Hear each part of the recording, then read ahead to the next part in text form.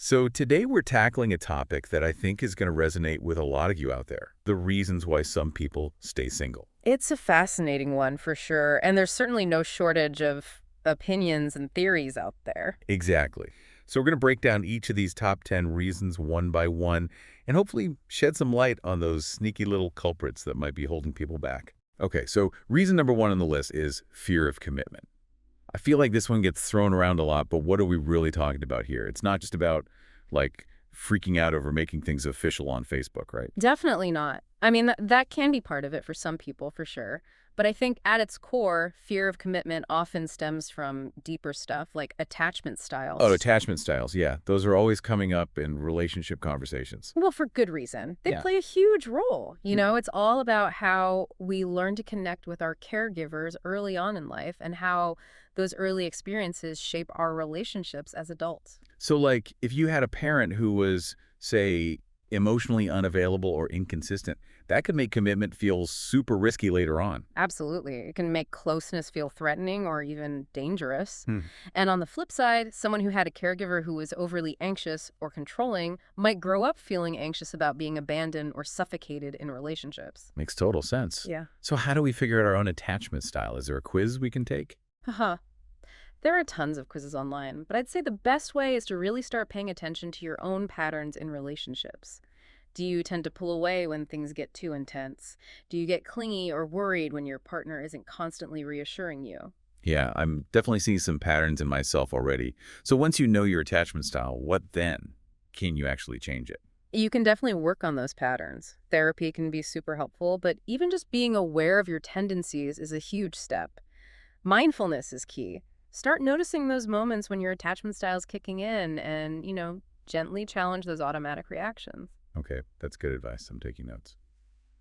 Okay, moving on to reason number two, unrealistic expectations. I think we all have that friend, right? The one who's holding out for someone who looks like a supermodel and has a Nobel Prize. Oh, absolutely. And it's not just about looks or achievements either. It can be about expecting a partner to fulfill all of our needs or solve all of our problems. Like there's some kind of magical unicorn who's going to sweep you off your feet and fix your entire life. Exactly. And that's where those unrealistic expectations come from, right? It's the Hollywood effects, all those movies and TV shows, and let's be real, Instagram feeds that paint this picture of perfect romance. Yeah, it's easy to get caught up in that fantasy. But how do we bring ourselves back down to earth and start seeing relationships for what they really are? Well, I think it's about shifting our focus. Instead of obsessing over what's missing or what we think we should have, start appreciating the good things that are already present in your life. Like that delicious cup of coffee you had this morning or that awesome friend who always makes you laugh. Exactly. Cultivating gratitude is huge. And it also helps to remember that real relationships, the ones that last, are built on so much more than those superficial qualities. It's about shared values, mutual respect, and a willingness to grow and evolve together. Totally. All right, reason number three, and I'll admit I might be a little guilty of this one, over-reliance on dating apps. It's just so easy to get sucked into that endless scroll. Yeah. Oh, I know what you mean. It can be a real time warp. But I think the problem with dating apps isn't the apps themselves, it's how we use them. Okay, so how should we be using them? I'm all ears because my thumb is getting tired of all this swiping. Well, first off, set some boundaries. Maybe limit yourself to like an hour a day max. And instead of just mindlessly going through profiles, really try to engage with the people you're connecting with. So, like, actually read their profiles, ask thoughtful questions, have real conversations. Exactly. And don't be afraid to unmatch if you're getting bad vibes. You're not obligated to talk to everyone who sends you a message. It's about quality over quantity, remember. Okay, preaching. I needed that reminder. All right, reason number four is something I think a lot of our listeners can relate to. Focusing on career or personal goals.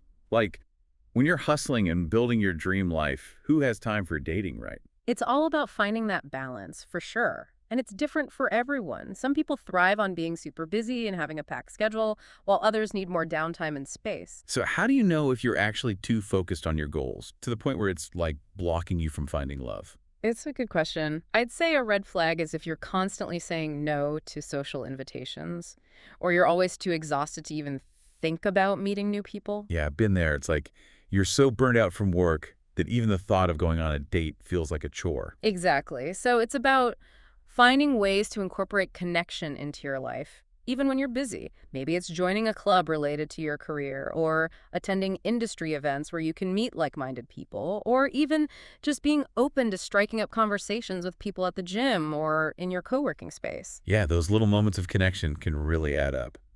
Okay, moving on to reason number 5. Poor communication skills.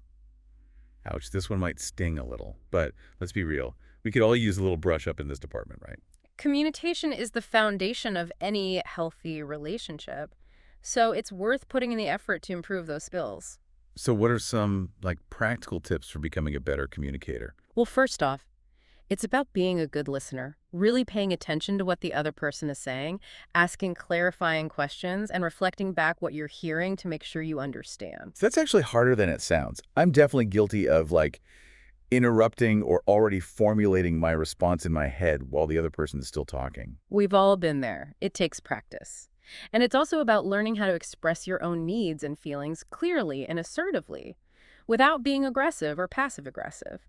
And then, of course, there's the whole realm of conflict resolution. Fighting fair is a skill in itself. It is. But it's essential for any long-term relationship. It's about finding ways to work through disagreements respectfully without resorting to personal attacks or shutting down. This is good stuff. I feel like I need to take a communication masterclass after this. Uh-huh.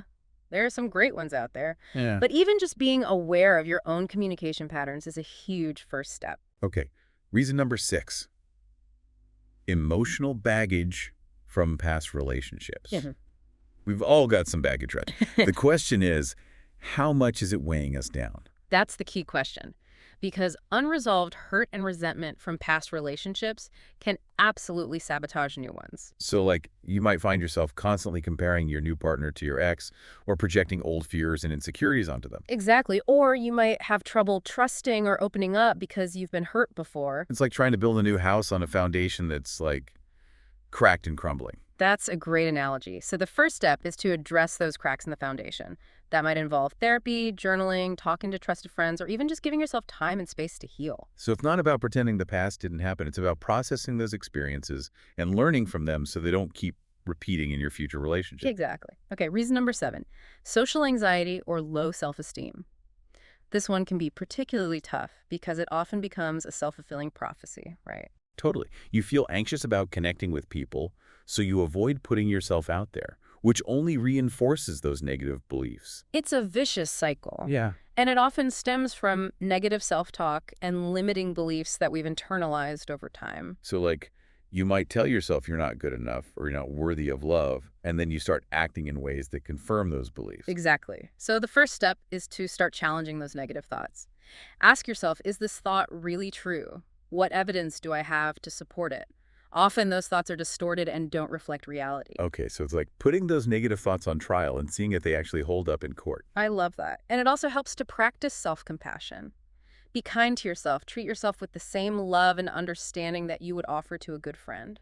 Yeah, that inner critic can be brutal sometimes. All right, reason number 8, being too picky. Is it really such a bad thing to have high standards, though? Shouldn't we all be aiming for the best? It's all about finding that balance, right? It's great to know what you value in a partner and have non-negotiables, but if your list of requirements is a mile long, you might be setting yourself up for disappointment. So, if you're swiping left on everyone because they don't have the exact right hair color, or they mentioned liking a band you don't like, you might be missing out on some great connections. Exactly. It's about seeing the bigger picture. No one is perfect, and everyone has their quirks. Sometimes we get so focused on those little imperfections that we miss the overall beauty of a person. It's like going to a museum and getting so caught up in analyzing the brushstrokes that you miss the beauty of the entire painting. Perfect analogy. So instead of focusing on those superficial details, try to prioritize core values, compatibility, and those qualities that truly matter in a long-term relationship. Love that. Okay, reason number 9 is a pretty straightforward one. Lack of effort in dating. Come on, people, you got to put in the work. Right. You can't just sit back and expect love to magically fall into your lap. It takes effort, just like anything else in life that's worth having. So what does putting in the effort actually look like? It means being proactive. Joining clubs or groups, attending social events, saying yes to invitations even if they feel a little outside your comfort zone. Yes. Get out there and try new things, meet new people. And don't be afraid to use online dating to your advantage. Just make sure you're using it intentionally. Put effort into creating an authentic profile, engage in thoughtful conversations, and don't be afraid to initiate contact. Okay, last but not least, reason number 10, fear of vulnerability. This one feels like the big boss battle of relationship roadblocks. It's definitely a big one because letting someone see the real you, flaws and all, can be terrifying. Especially if you've been hurt before. Yeah. It's like you build up these walls to protect yourself, but then those walls end up preventing you from experiencing true intimacy. Exactly. So it's about learning to gradually lower those walls brick by brick.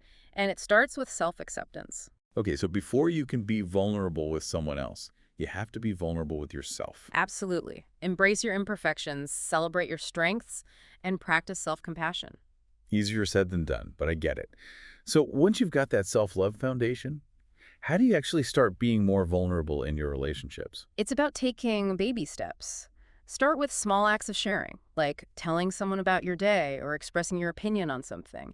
And as you build trust, you can gradually share more personal thoughts and feelings. And it's important to remember that vulnerability is a two-way street, right? You can't expect someone to open up to you if you're not willing to do the same. Absolutely. It's about creating a safe and supportive space where both people feel comfortable being their authentic selves. Wow, that was a lot. Yeah. Any final thoughts you want to leave our listeners with? I just want to emphasize that these are all common challenges and they're all addressable. With awareness, effort, and maybe a little help from a therapist or a trusted friend, you can overcome these obstacles and create the loving relationships you desire. That's so important to remember. And, even if you're not currently looking for a romantic relationship, these tips can apply to all kinds of relationships, right? Friendships, family relationships, work relationships. Absolutely. Communication, vulnerability, self-awareness, these are all essential life skills. Well said.